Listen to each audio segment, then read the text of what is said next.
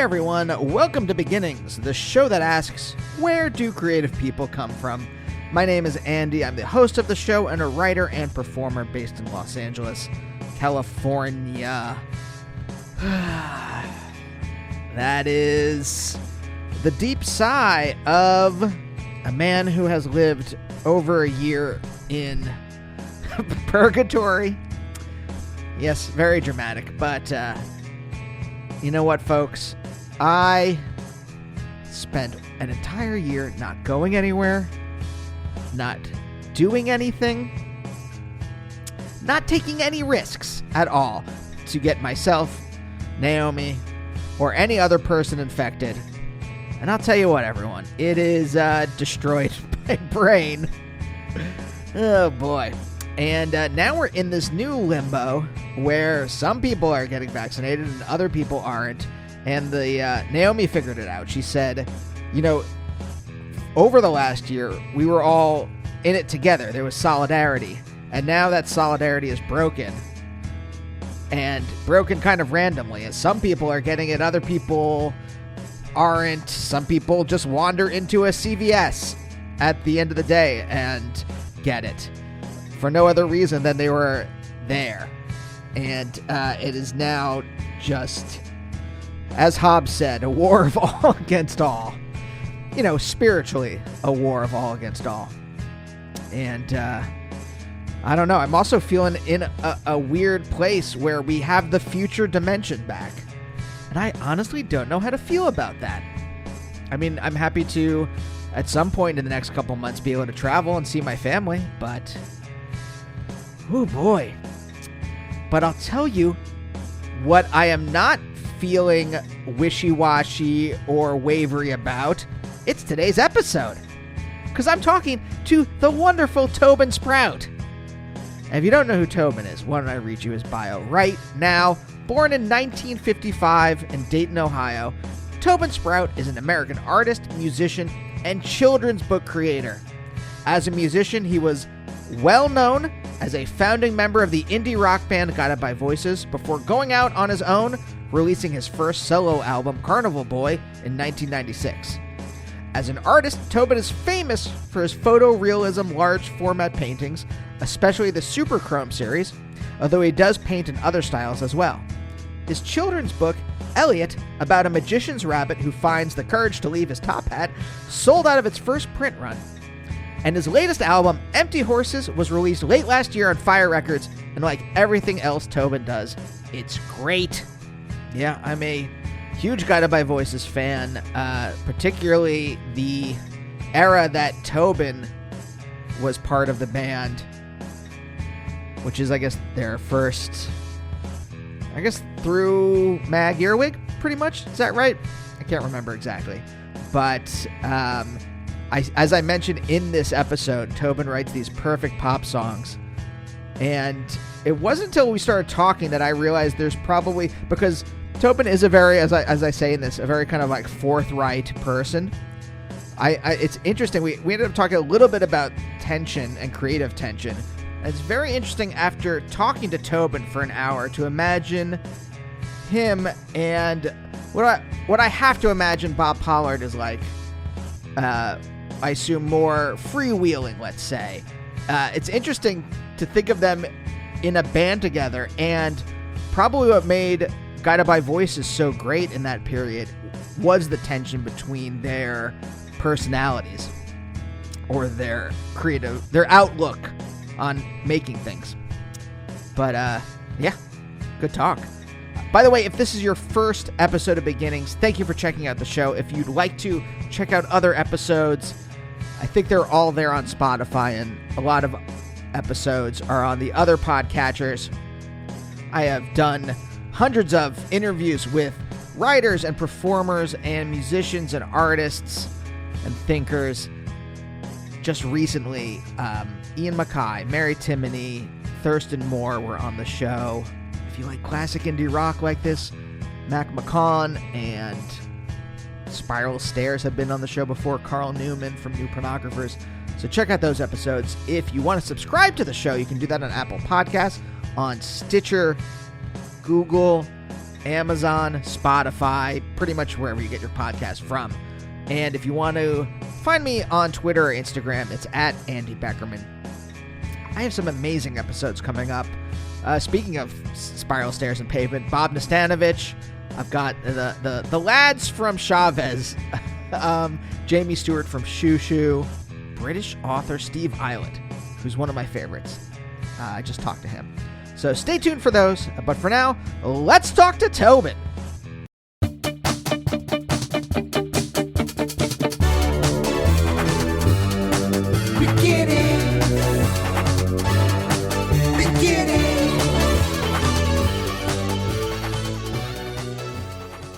I'm in Michigan. I've been up here, for about 25 years. Wow. Up in Leland, Michigan. It's up by Traverse City. Oh, that's cool. I'm from Pennsylvania originally. Yeah. So I was thinking a lot about Ohio and Pennsylvania are somewhat similar. Yeah. Not the same, but close. Especially as you get closer to like Pittsburgh. And does Michigan have the same kind of feel as Ohio? I would say northern Michigan does. You get up this way, and there's just tons of lakes, and the trees and birch trees and a lot of other things that happen when you get up this way, because we're way at the top. Yeah. So, but Ohio, I remember Ohio was a lot like northern Pennsylvania, where it was flat. But when you get into Pennsylvania, it gets pretty hilly. Yeah. I mean, we made that trek quite a few times, from Dayton to wherever we're going out the East Coast, and then Philadelphia too. So I'm very familiar with Pennsylvania. There's this glorious part. You're 76, if I can remember correctly, is the one that goes across the middle of the state, like through Harrisburg. And there's this glorious part of 76. If you're going east to west, as you go, I think it's right after Harrisburg, you kind of like curve around, and there's these beautiful, like the mountains are there, and it's just, I think the only like very pleasant part of that like very long drive from one side of the state to the other. Yeah, I remember it being it was a long state to get through. So, but I remember a lot of the countryside was beautiful, all the old farms and the stone houses and things you would see. So it wasn't totally bad, long. But there's definitely landmarks that you like to see that were nice. Do you think Michigan suits your personality, or is it just like this was a nice place to move to? Yeah, I think it suits my it's very there's not a stoplight for 40 minutes from here, so it's very country, and we're between two lakes. We're between Lake Michigan and then Lake Leelanau, this little strip of land that goes through there. So there's a fishing village here, and it's very touristy in the summertime, which is a plus and a negative. I guess it just gets really busy. But as far as bringing kids up, it's a great place to bring kids up, and beaches are empty. I mean, we just go to the beach and we've got it to ourselves a lot of times, but it's a beautiful place. It's just long winters and that gets old, but then the summer comes around and you can't believe you'd ever want to leave. So is it also, I have to imagine that like if you are an artist that it probably helps to live in a place that is, I'm going to assume, somewhat affordable. Mm-hmm. Yeah, it's reasonable. Yeah. Like I think about the economics a lot, about like the different paths people take in life. And I was like, two of the big things I was thinking about when I thought about talking to you, I'm like, you're a painter who writes perfect pop songs. I didn't mean to put that in alliterative, but that's how it just came out. But like, and I'm curious about like the path that you took to get there, especially coming from Ohio. Because again, coming from Pennsylvania, I didn't have any connections into making art. I didn't have any like examples of anyone making art around me. Right. And the other thing I'm really curious about is you were a teenager when there was this massive cultural shift in America, and I've had the fortunate of talking to a number of people in the past couple of weeks. Thurston Moore and I talked a lot about like becoming conscious of art in like the post Barry Goldwater, post Nixon era. Yeah. And I'm kind of curious about that big cultural shift, if that affected you in any way, if you were already kind of like set up as a person before that. Well, I'd always done artwork. I mean, that was something I always did, and the music kind of came along after that. But in the 60s, I had a band. We kind of just played in the garage mostly. But there was definitely, the school had an art program, but it was sort of just an extra little thing they had. And other than that, they had their usual stage theater, they'd have, but it wasn't really to the point where, say, Leland School was, where these productions were amazing. I mean, the kids learned a lot. They were more just sort of aside, that you could do at school. You could join the theater, and it did. I mean, I noticed a big difference between the Leland School, where my kids went, and the art programs compared to what I had was just sort of fundamental. I mean, and now it's the arts are like a big deal. I mean, it's just as important as math and history and whatever else they're offering. So there was a big shift, and but it didn't bother me. I still was going to do it, but it was nice once I got to Ohio U and started hanging out with other artists, and you have a like mind to talk to instead of just working in your head, so and then moving to Michigan's there's an art colony here, kind of, or it's known as an art colony for the fishing village, and it goes back years when it was actually a village where they fished. They still fish out of it a little bit, but not like, it's mostly just gift shops now. But Leland's always been known for its art, and it's got an old art building that was used by Michigan State, and they'd send kids up here to do theater, and has a little stage in it and stuff. So that's still functioning, which is really nice. So there's definitely a feel for the arts where I am now. Yeah. I've talked to some people. It happens more, I think, with people who are doing visual art for some reason. But like, I've talked to some people who knew at like 5 years old, knew at 7 years old, I'm gonna be a painter. Yeah, I knew that. It was something that came natural to me, and I couldn't believe other people couldn't do it. But we'd sit down with kids who were in my class in second grade or third grade, and I could draw. I could just do it, and it didn't make sense when other people couldn't. But they could do, geometry, and they could do other things that I couldn't do too. So it was kind of, as I got older, I could appreciate what I got, because I really loved art, and so it was just something I could always do. And I knew then that I was going to be an artist. It was just, I don't know what else to do. I mean, that's was what I was programmed to do, I think, So it's almost like you were a prodigy, but it also filled some kind of it emotionally fulfilled you, or it existentially fulfilled you, even at a young age. Yeah, and it's to me, it's if I'm not creating something, I get, I wouldn't say depressed, but I get into moods where I go, I need to come up with something, because you get a high off of it. And it almost becomes like a drug to you. You want to feel that high again, and it happens with songs a lot of times too, where out of nowhere I'll be writing, and this song comes to me, and but the whole day is just working on that, and it's almost over in a flash. But I've got this song, and you do get this high, and you get in the car and you drive around listening to it, and just I can't believe I did this, that kind of stuff. But it's this thing that I can't. People say, well, you're going to retire. No, I'm not going to retire. I mean, I have to keep doing this. So I just pray that I keep getting the information, or wherever this enlightenment comes from for these songs and these paintings. So so far it's still working, but we'll see. Yeah, there is something about that moment. Like I don't think I'm ever more present when I'm creating something.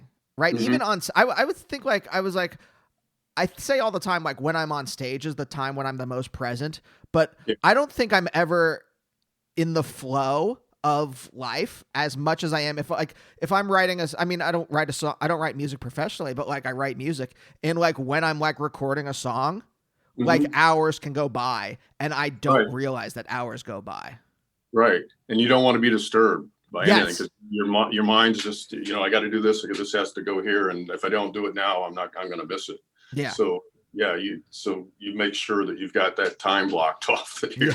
you have to run to the store or something. Yeah, or even like writing a script, I think like if I'm actually in it as opposed to just like trying to like push through some kind of plot point or something like that, and Yeah. like grinding through it, and checking Twitter every 20 minutes Right. or every 5 minutes really. um but like if I'm really in it, it's just like the night is gone and I'm like, Yeah. oh, it's 2 a.m. Oh my god.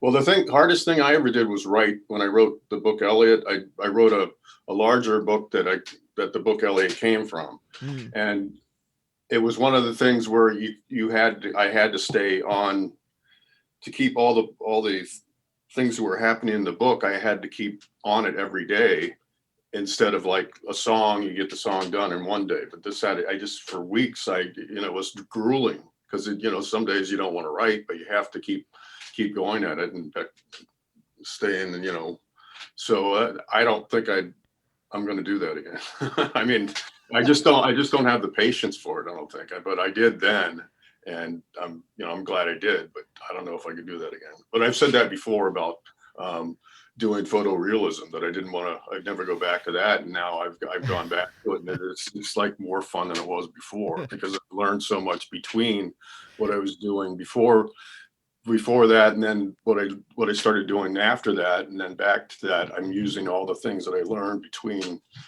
the two. So it's still photorealism, but there's a definite difference between the early stuff and the later stuff. Do you remember like at what point in your life this all switched over, just making art in general, from a, I don't know about hobby, but just something you did because you were good at it, to like an actual craft? Like that reminds me of like I'll learn something new. I'll learn a new like I'll think about like a narrative or something like that, and I'll be like, oh, that's the thing to fix this script, or that's the thing to fix that. Like I'll Yeah. learn a new thing, and I'm like, oh, this is a craft now. This is not just something. This is like a thing that I have skill at, as Uh, opposed to just like I'm naturally, from a kid, I'm naturally good at making stories, uh, but it's shifted somewhere to be a craft. And I don't know if you can remember like that time, or if there was like a moment where you're like, oh, I'm actually good at this. I can think of I've thought of it for a while now, and it was one of those things that I started playing out when I was 23, and we'd play NCO clubs and just these little dive bars and stuff, and do Neil Young songs and Beatles songs and this and that. And um, there was a moment, or a lot of moments, once I realized when you're in the moment and you can feel the audience stop to listen, and you've got them. I mean, and it's not really a noise thing. It's just a mental thing that you get from the audience, that you're reaching them. And that was when I was 23. I noticed that, and it's something I kind of strive for now. I mean, it's just, you have to be in the moment while you're playing live. Well, you play live, so you know what it's like. I mean, Yeah. you don't do it half-assed, but don't go over the top either. You just want to be in that pocket, that you're performing to your best. Yeah. Yeah. So, There's like that. I mean, because I do live comedy, but like when you can get okay. into the rhythm of comedy, like Uh-huh. that's, I think that might be the equivalent. That feeling where Yeah. you're like, I know a laugh's coming up here. I know this thing is going to be funny, and Uh-huh. then the audience laughs, and you're like, Yeah. we're all resonating on the same wavelength right now. Uh-huh. Right. Yeah. I've always kind of wanted to do that, to get up and do 5 minutes, but I don't know. I mean, I might be pressing my luck. I can do art and I can do music. Why, I'm not gonna, I, I, I could, but music and art, you're still failing here and there. I mean, you still get on stage, not some nights and you can't do it. Yeah. And other nights it happens, but maybe I'll do it sometime. Just because there's something about doing something new like that and succeeding. The next day you're somebody else because you've done something you've never done before. Yeah. So we'll see. But I mean, I think that's the exciting thing. I'm curious, because you have had a long career and you're still making good art. You're both making good music and good visual art, right? And there are some people who have long careers, but at some point, for whatever reason, I don't know what that reason is. I'm curious about sussing this stuff out because I want to be one of the people like you, right? And I'm curious, like, what is it that you are still making things that are vital that maybe other people are not? I've always done things because they appeal to me. So, and I always thought, okay, if I like this, somebody else is going to like it. And I've always tried to be sincere about it when I'm writing, that this actually means something. I'm not just turning something out. And if I do, it usually goes, it's I don't deal with it. So I try to be, it's just about matter of you've created something, and you feel that when you've done it. And if it's not there, then you haven't done it. So I'm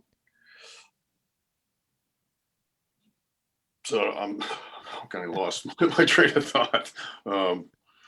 So it's just a sincerity. You want to be sincere. You want to for yourself too, Yeah. or mainly for yourself. And then if you are, then other people, I think, pick up on that. I mean, were you always like I guess I was going to say sincere, but I think more about it when you're in your personal life, a forthright person. Have you always been kind of a forthright person, like even as a child? I think so. Yeah. If I find a wallet, I try to find the owner, that kind of thing.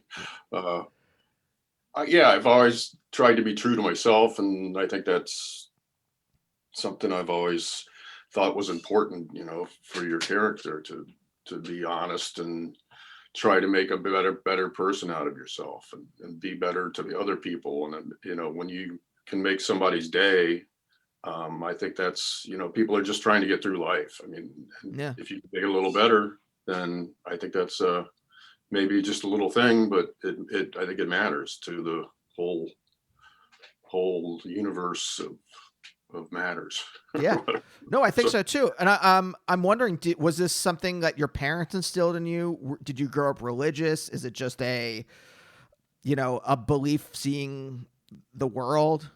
Yeah, my parents were always, my grandparents and my parents were always very, their character matters. This stuff matters. Your the way you relate to people is important, to have respect for people and to do the best you can. I mean, no matter what job, I think, no matter what job you're doing, you do the best you can, whether you're cleaning a bathroom or writing songs. You always do your best. I mean, you put it out there and you do it. And so that's kind of, that's how I was brought up. And then we were Presbyterian and we went to church, I don't know, maybe off and on. We'd go every Sunday. And then when my kids were growing up, I took them to church. And so I've always had, a spiritual guidance too. I haven't been to church and I don't read the Bible. I have read parts of it, but it's not like I don't belong to a church, but it's important to me. Yeah. It just is for myself. I don't. So. Yeah. No, this comes up sometimes on the show, but I'm always jealous of people who have faith because it seems like that. I mean, you tell me if this is true or not, but like when I talk to people with faith, it seems like they have a deeper connection to something outside of themselves that I have constantly been searching for. Yeah. That there is this like endless void within me that like the audience clapping or getting likes on Twitter can only fill up so much. Uh-huh. And that deeper spiritual connection is I don't, it's just missing in me for whatever reason. I Yeah. don't know why.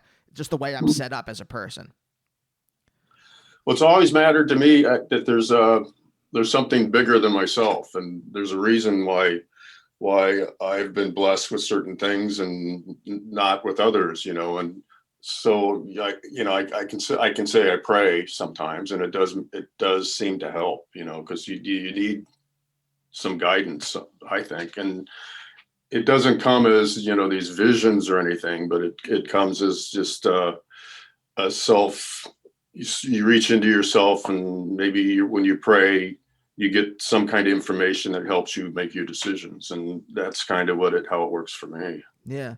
Do you feel like I've talked to it? It comes differently. Like to me, I've always thought of faith as a feeling, but I remember talking to someone on the show just a couple months ago where they're like, "It's not a feeling for me. It is just the state I am in. This kind of connection to the divine." And that's just my state. I mean, Yeah, is that how you would characterize it? I think so.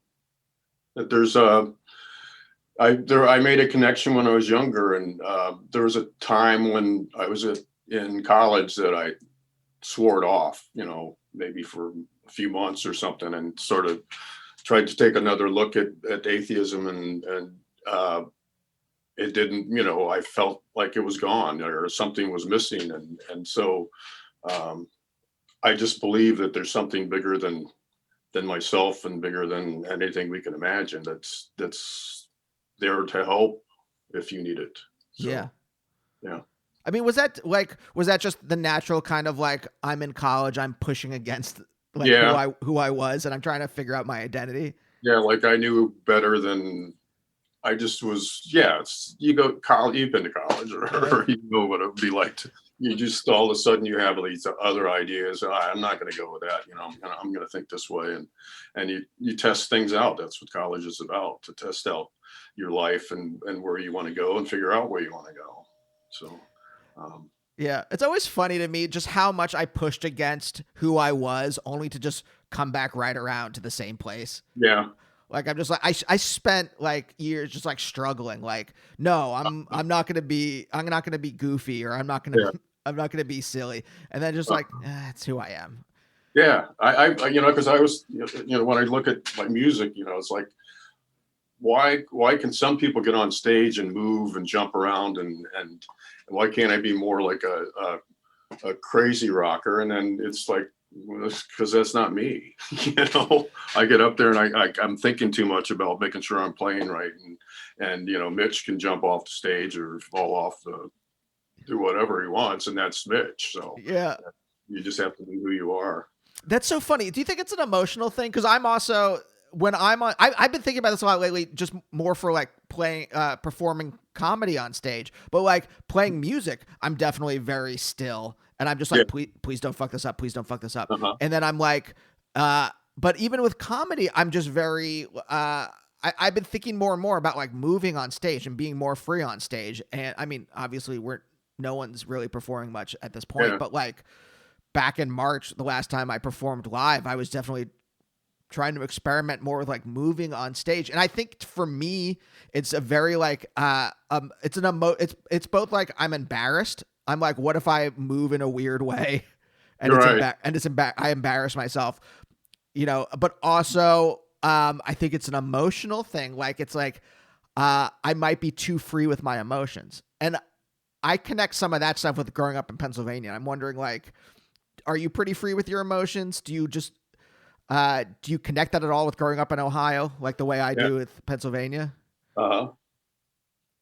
Well, you go back to the comedians. I mean, some of the funniest ones just stand in one place and rock back and forth and talk. And then there's other ones that are, go back and forth on the stage. It's just, the comedies, they're just as funny, but Right. just who they are. They just have to move, or they get nervous, and that's why they move around. And some of them are just stand there. And I always look at their gym shoes to see what kind of shoes. It's like he went out and he bought those. He's a comedian. He went and bought those shoes, or they're just maybe where do you get those shoes? But it's just one of those. I always wondered how, because as a musician, you always have your band with you, But I Yeah. always wondered what comedians, they have to travel around alone, Yeah. and do the shows alone. And I thought, that maybe that's why they have this camaraderie, because when they get to the shows, they don't have anyone else to talk to, so they talk to other comedians, and it seems like a club, their own private club, where bands would a lot of times they either got along or they were in competition with each other, and even with bands that are opening or something, I'm going to blow these guys off the stage instead of going over and talking to them or something. So. Well, I mean, that's something I think about a lot too, about how, like some of my favorite bands, I think there was a tension within them that, Yeah. and the reason the band was so interesting or resonated so much with me is because of that tension, and the tension created or helped create a uniqueness. I don't know if this makes any sense. I don't know if you can say this for like Guided by Voices or whatever, but like I think about Pavement, and I think like Stephen Malkmus and Spiral Stairs. I think there was some creative tension. I don't even mean like personal tension. I mean creative tension between them. Mm-hmm. And it's within that tension that they had two different like creative agendas perhaps, and they made something unique and new out of those two different creative agendas. Yeah, that's interesting. Because with Guided by Voices, there's a lot of tension. That was just from the touring, but as far as the band I'm in now, it's everyone gets along, so it works both ways. I can see how the tension helped in GBV, and I can see how the band I'm in now, where everyone gets along, it works too. I mean, it's comfortable when you're traveling, you need to be around people that you can stand for 2 weeks or whatever it is. So, and we worked it out with GBV too. We had two vans, and it worked. People that got along with one, and somebody went the other one. And but with the band I'm in now, it's four of us who were in the van the whole time together, and it just seems to work out well, and it works out well on stage too. They're really good artists and musicians, and improvise a lot, and so if we do certain songs that we do, they're different every night, because we'll go out there a little bit with them, which we didn't really do that much with Guided by Voices. It's pretty much straight. Here's the song, stay like that. And it's really fun to get out there and kind of experiment with some of the songs. Yeah. Yeah. I have to imagine at a certain point, you're like, yeah, I know this song. Do I really have to? It's like the reason I've never really tried stand up is because like after I know a joke works, I kind of get bored of it. I kind of get bored. Yeah. I'm like, all right, this will get a laugh. All right. I get it. But if it's a really good joke, you'd want to tell it every night, wouldn't you? Yeah. But like, I've heard Ryan Hamilton. You familiar with him? I know the name. Yeah. I've seen 2 or 3 of his stand-ups, and he does the same thing over again, but it's still funny, Oh, and totally. A couple of them, he'll throw some new stuff in, but if the material's working. Yeah. I've heard my wife's act like 100 times and it still makes me laugh. Yeah. Right. So, but like, I think like, did you think like, was there a creative upshot to that tension?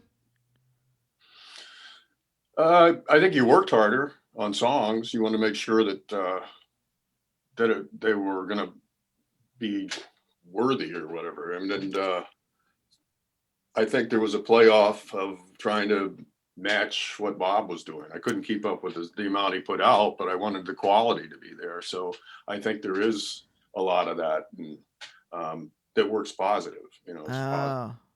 Oh, I like that. That makes a lot more sense. Just, theoretically, like this, because I've had this idea in my head, and I never really asked anyone about like that idea of that tension, and it's like this kind of like it pushes you in some way.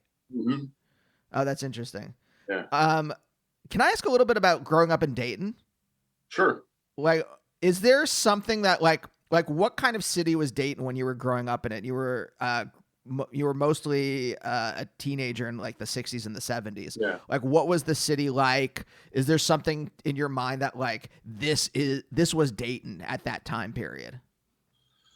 very much downtown Dayton was thriving. I mean, that's where all the stores were. You would go downtown, say at Christmas they had a, a department store called Reich's, and all around it was jewelry stores and bars and steak houses, and um, it was where you went, and they would have functions in the movie theaters. There's two movie theaters, one on each side of the street, and How the West was one, and big movies like that were going on. And as I got older, it kind of disappeared. People moved to the suburbs, and Dayton began to get pretty run down, and all these steakhouses and stuff disappeared, and the shopping centers and malls went in, and Dayton kind of changed quite a bit. And now it seems to be thriving again. They've got a ballpark there, and they're starting to build up this industrial area with flats and things, and it's really sort of getting coming back, in a different way. But people are moving back into the city, and it's really I haven't been there in a while, but it's last time I was there, it's really coming back around. But yeah, in the 70s and the 80s, it was really kind of it was sad. I mean, museums and things that were downtown, or just the downtown experience is different than anything, to go. And it's not a huge city, but I mean, it's enough that you get the city, there's skyscrapers, and Meade was there, and there a lot of the companies, Wright Patterson's still thriving, but some of the other, can't think some of the other businesses that left. NCR was huge, National Cash Register. But times change. I mean, technology changes, and companies turn into something else or move or whatever. But yeah. But I mean, that's also I think about this period a lot, not just politically, but economically, because this is, this into the 70s is where whatever kind of push World War II gave America economically, it starts to wear out by that point. And I think, especially in the places where we grew up, like Pennsylvania, Ohio, like the I don't know what area you call it, Rust Belt type area, right? Yeah. That's where you start to see those changes. And I think, I don't know, I tell me if this is right or not, but is there something significant about the fact that you started to make art professionally in this period? I don't think it had anything to do with what I was doing with the art. I can't. I mean, what propels you in this period? I mean, do you notice the kind of like you're saying, all these companies started to close, or the steakhouse starts to close, or things like that? Was there a moment where it just kind of oh, this is all different. This is different from how the town I grew up in. Yeah. When the mall went in, I noticed the biggest difference, because my school, Centerville High School, was surrounded by farms. It was it was suburban. There was a lot of plats and things, but for the most part, it was still farms, dairy farms and cattle farms and corn, and lots of corn, lots of tomatoes. And the road that went from the high school to the mall was nothing but farms. And through those years, that all filled in with strip malls and record stores or whatever, and grocery stores, and just, you wouldn't recognize it. From when I was a kid, you just ride your bike and you could go camp anywhere you want and fish anywhere you want. And now it's just all built up, and you don't even recognize where the places you used to go are. So did you feel they put another highway through too? Huh. So they put a bypass highway that went in, I think I can't remember when, but I mean, the highway was right where we used to ride our bikes or something. And now, it's like I said, you can't tell where anything is anymore, where you used to play. So, but that's life. That's the way. But I mean, did you feel alienated? Or was it the change so gradual that you kind of you were in water, and you were getting used to the temperature of the water? Yeah, Because it was, I could see it happening when I was there, and I didn't really, then I moved away. And then when I would go back, I'd notice it the most because so much would happen while I was gone. And I'd go to see the houses that I used to live in, or where somebody, guys I used to hang out with, where they lived. And it was different, yeah, different people. And, I think you feel sad because your world's gone, and this other world has come in and taken over. But you still have your memories, but it's just kind of a loss inside that you kind of feel. But you move on. yeah. No, I asked that because like when I go home, like I'm from Reading and it's been built up. I'm from the suburbs, and even in the suburbs, it's just like drastically changed. The businesses that were there when I was growing up are Yeah. gone. There are new strip malls. There are new developments that are built, and it feels what's that word? Uncanny. That's the word, right? It feels like home, but just like it's like slightly tuned off. Yeah. Right. And like if I grew up in C major, it's like C major plus a couple cents or something like that. Uh, And so it's like familiar, but like like off enough to feel a little eerie for me. I think it's like visiting a house you grew up in when you were a kid, Yeah. and you go there, and all the furniture's different. The different people in there, that the shell is still there, but it's not. There's the vibe is gone, because it's somebody else is there. So, um, yeah, I agree with you. It's a change. Yeah. I mean, also like, what did your parents like, uh, did their lives change through this shift? Like, what did they do for a living? Was it My the dad was same? built. My dad was a builder, so he built homes. So it was a plus for him because all these houses were going in, and would design homes and build custom homes.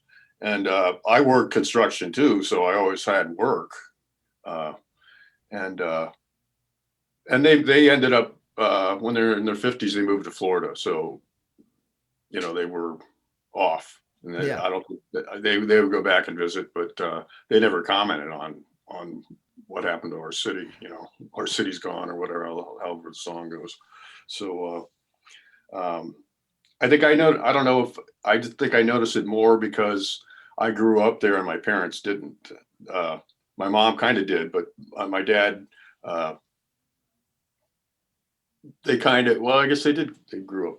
They were in different areas of Dayton, but I don't know. We just never talked about it. So you know. Oh yeah, I think like there's this a big generational shift that took place like in the generation after I was born, where like I don't really talk to my parents about like emotional issues. I don't talk to them about like we have very pleasant conversations, but Uh, we don't get in very deep about stuff. yeah, that Yeah, might be a generational thing too. I think I think I talk a lot with my kids, and they talk to me about things that I would never talk to my parents about. It's right. like, I'm so glad you can open up to me about this stuff. But yeah, my parents are very. I wouldn't say they were just their generation, and kids were. You did what you did with your kids, and you didn't. You brought them up the way you wanted to be. Strong individuals, and I think it's just each generation it gets a little bit better for the kids and the parents to sort of be able to talk about things that, and I think maybe the media is helping with that too, because kids they have access to all this information. Anything they want to know is at their fingertips instead of going to the library and trying to Yeah. pick some stuff up like they used to. So I think their intelligence is a little bit higher just because of the technology. Yeah. I mean, did you have a sense of your parents' personalities when you were growing up, or was it very formal, the relationship? No, they're very loving, and uh, yeah, they're great people. Um, like I said, it was just a generational thing. You just didn't talk about certain things, and Yeah. I think a lot of it was just the way they were brought up. Where okay, you've got problems, you deal with them, and I deal with my problems, and you worry about you, and I'll worry about me, type of thing. Which isn't a bad bad thing. I think more people need to worry about them and not, just worry about yourself. so, I think there's a lot of good things that came out of that generation. Yeah. The way and each generation, improves on it. So, Yeah. I mean, it's a very they were born in what, like the 30s or so? yeah. Yeah. Mm-hmm. So like they grew up Depression, war era, where it is Right. very much like, Yeah. hey, both like solidarity with everyone else. We have to like do this all together, but also like I have to pull myself up by my bootstraps kind of mentality. Well, they went through. Yeah, my dad was he went and enlisted in the Navy on June 6th of 44, the day D-Day began. He graduated, and he and a bunch of buddies went and joined the Navy and Air Force. I'm not sure what all of them went, but so he was in Okinawa or Iwo Jima in Okinawa on a minesweeper. Wow. So he had seen it and didn't really talk about it, but later in life he started talking about it a lot more and wrote a book about it. But it was I just remember that generation and the parents, they had all been there or in some form or another, and they just sort of moved on. They might talk about it between themselves, but it wasn't discussed with the kids. Yeah, my grandfather was the same way apparently. Yeah. Yeah. But I think another interesting thing though is he was a builder, right? And so you had a example of someone in your life crafting things and actually turning those things into reality. Mm-hmm. Yeah, and I could see. I would see the house from digging the hole to being finished, and I said, and as a kid, you're learning the craft, even though you're sweeping up at the beginning. You're just kind of cleaning and digging holes, but you sort of appreciate how it's done. I mean, it's pretty amazing that a house can go together that way, and all the electrician comes in, everything goes together. So I think that was that had a lot to do with my work ethic. You'd get up at 8 and you work till 5, and it was 5 days a week. And then the weekends you could take off, or you work Saturday if you wanted. So when I started doing art, I kind of had that ethic that, okay, I'm working on my own now, but I have to stay working. I can't say nobody's looking over my shoulder, so I don't have to do anything. So I think that helped a lot in the art and the music, where I kind of would, the daytime was the time that I went and created something, and I still try to do that. Lately, the older I get, the more time I realize I don't have to do this. I can start semi-retire, or if I don't really feel like working today, I can find something else to do that needs to be done around the house. So yeah, but I mean, when does so painting happens from an early age? When does music enter your life, or when, like playing music specifically? When I saw the Beatles on Ed Sullivan, like everyone my age, I mean, it was just one of those things that just light bulbs went off. If they can do this, I can do this. And I'd always really liked music anyways. And when growing up, the radio stations they weren't necessarily rock, and they, because you still had the crooners, you still had Dean Martin, you still had a lot of these Frank Sinatra that were still putting great music out. So the radio stations would have Dean Martin and Frank Sinatra, and then all of a sudden the Rolling Stones would come on there. So I got a feel for all kinds of music, and and loved it. But then when the Beatles played on Ed Sullivan, it was sort of like, I want to do this too. And so my parents got me a Silvertone guitar at Sears for, I think it was $25. It was I don't know if the black one with it was a 1448 was the number, and it had the guitar in the case, and you'd open the case and there was an amplifier in it, and I thought it sounded great, but for a while I was thinking this is kind of crap, but eventually, I bought some other stuff, but I kind of wish I still had it now, because it was really, I mean, if looking back, it sounded good. It just wasn't, what the professionals were using at the time. But that's the guitar that we used when we started a band called the Barons, and we just pretty much we played Dirty Water. I think that was one of our songs, and we played Gloria. And I remember when we would get together, and it probably sounded like crap, but to me, when we played together, it was just like beautiful, and like the angels were singing or something. So from that point on, I was in different bands, and then, like I said, at 22 or 23, I started playing with this duo, Tim and Toby, and that's when I started getting my stage experience, and I really look back on that as a good time, because we'd play 2 or 3 sets, and you learned a lot doing that. Just getting on stage, I think, is a big deal. I'm trying to get my kids to do it. They all play too, and write. And my daughter's been on stage a little bit, but I think they're big into writing right now, which is great. I mean, they've got some great songs, but I think the biggest thing they need to do is just get on stage, and you need to do that. I mean, it's just something. Well, I'm sure I mean, you just sitting up to do comedy for the first time. For you, was it just that like with Tim and Toby, was it that moment of getting that like resonance with the audience, of like being on the same wavelength with them, that was like, oh, this is a different thing from me writing a song at home? Yeah. That was when I first started noticing I could how to project. I think you learn that, how to project and be in the moment instead of just sort of trying to get through the song and hoping that they like it. You really have to connect or be the reason that people are there. You want to impress them, and you want to project yourself, not just play the song. You want to project the song and make it a happening. Yeah. Some sort. I mean, do you think, okay. Do you think that experience, the experience of being in a band at 23, playing live, did that change you as a person? I think about like when we signed on to the Zoom together, and you asked how I was, and I'm like, oh, I'm anxious. And I do think, though, as anxious as I am, and you seem like a very not anxious person. You seem like a pretty like steady.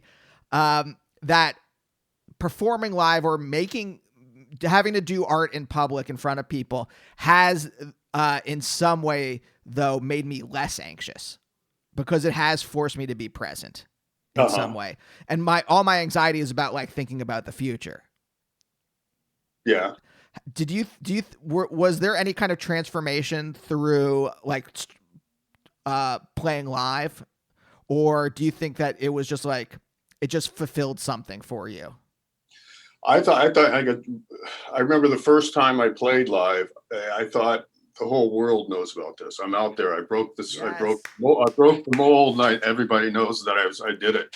Yes. And that's where I think it was a magic moment, because I did become something else. I did it, and I knew I could do it again. And it was one of those things where you think about, I want to do this, and you put it off because it's frightening. You're scared to death, and then you do it, and I did it. I mean, it was glorious. A moment that changed. Yeah, it changed me. It changed me to realize, I can do this. I can do what I want to do.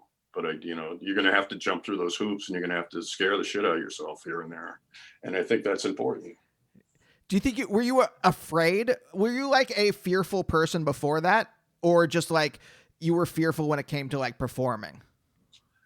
I was very shy, and I thought, how can I break out of this? And I don't think I was shy. I just wasn't. I'm more of an introvert, so I was fine being around. I didn't have to be the center of attention. I liked being in the moment, but a lot of times I was so shy that I had a joke that would have been really good, but I didn't say it, and then you let it go, and then the timing's off. Okay, it's not going to work.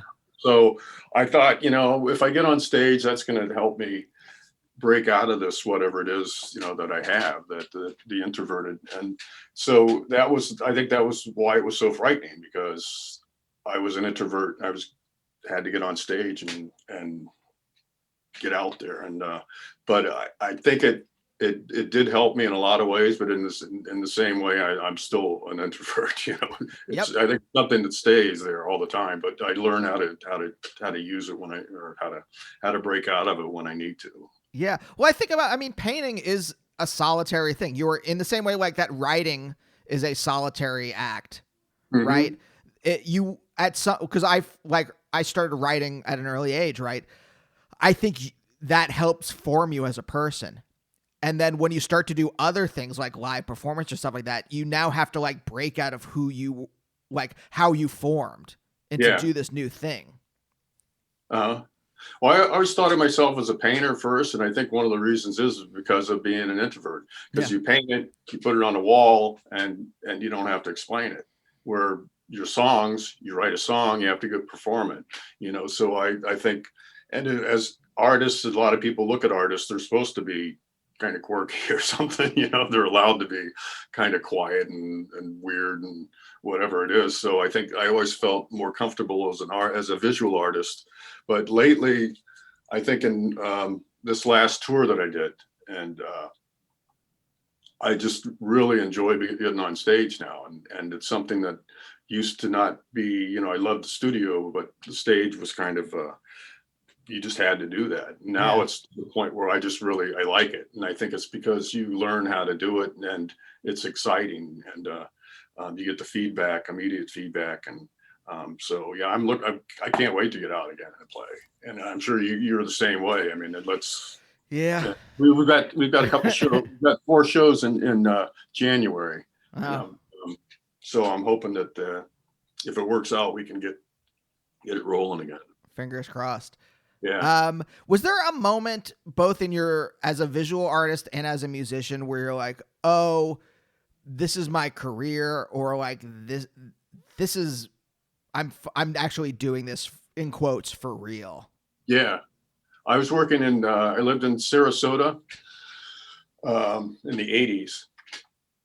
And I worked for a called C Magazine. It was this you see them in all the stores. It's like it tells you where to go to shop. And so I worked for that magazine. I was doing graphic design and illustration. This is before computers, which was interesting because I don't know if you know anything about how printing used to be before computers, where it was all on the boards. You had X-Actos, everything was cut out, and you had cameras and all. You know, it was a large process and stripping. And so I was working there, and then at night I started painting, and the paintings started selling. And so I started showing some galleries, and the next thing I knew, I left C Magazine and I just painted all day. And that's when I realized, okay, I can do this for a living. I wasn't married at the time. I didn't need a lot of money. So I realized, yeah, this is my life. This could be my life if I keep my work ethic up and turn the work out. And it's worked out ever since. Ever since the 80s, I've been self-employed as an artist or a musician. So wait, how do you go from Sarasota back to Dayton? Like, I mean, where does Guided by Voices come into the picture?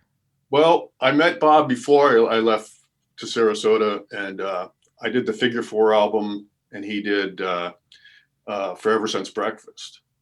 And then I moved for 3 years to Sarasota, and when I came back, I went to see Bob. And walking up the driveway, Pete Jameson goes, "Here he comes," and we're working on an album. And next thing I knew, we were putting Propeller together, and sitting in the basement writing 14 Cheerleader Cold Front.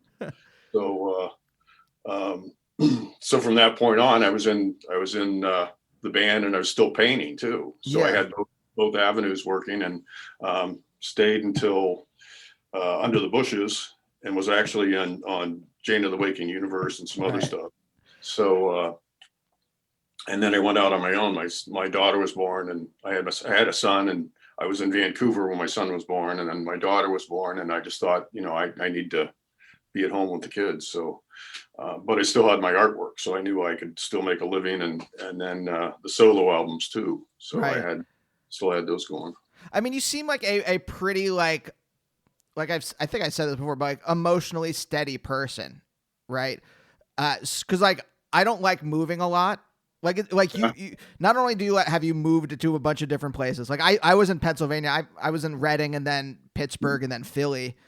Uh, but I didn't leave Pennsylvania until I was 29. Yeah. Because I like familiarity. Oh, I do Because too. the I'm familiarity gives me a steadiness that I don't think I have. But it seems like you have like a kind of inner steadiness. yeah, but I'm the same way. I have to do certain things every day, and I don't like when things change, or I like days when I don't have to do anything, because I can keep, what do you call it, a pattern of my daily. I know what's going to happen during the day, and I've lived here for 25 years, and would have a hard time moving from here. But when I was younger, I could move a little bit easier. When I went to Florida, this was in Dayton, a few apartments in Dayton, and then to Florida, and then back to Dayton, and then um, I was showing my art up here in Leland, and that's where I met my wife at the gallery, and so we were married in Dayton, and then when the kids were 1 and 2, we just said we can live where we want, and so we just moved up here, and I've loved it ever since. Yeah.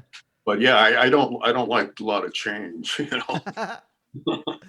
I mean, that's the difficult thing about being in a band. I think is that like you have to tour, you have to constantly be in new places all the time.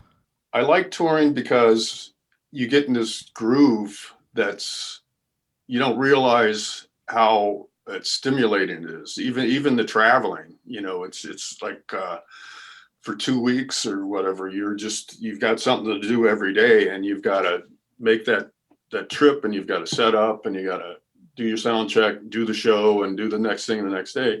And I'll get back from those tours, and it takes me 3 weeks to get back to this. It's just because you want that constant stimulation, even though it's not always uh, pleasant, but it's there. You're constantly thinking, or constantly thinking ahead of what you have to do. So to get back into the regular daily mode, it takes a while. Yeah, I And think I it's know what happens to the other guys too, because I've heard Tommy's wife said that, yeah, it took you 2 weeks to get back to normal.